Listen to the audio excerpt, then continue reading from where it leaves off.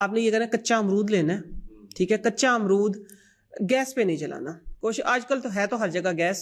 कच्चे उसको अमरूद को आपने ना उसके अंदर जला देना है, तंदूर के अंदर। तंदूर पे स्पेशल हमने जलवाया था वो, ठीक है।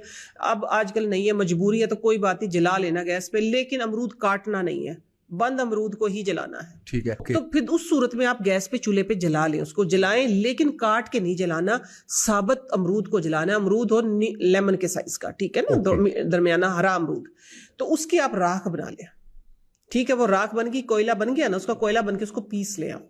कोयला बन के पीस के उसके अंदर आप हनी मिला के रख लें।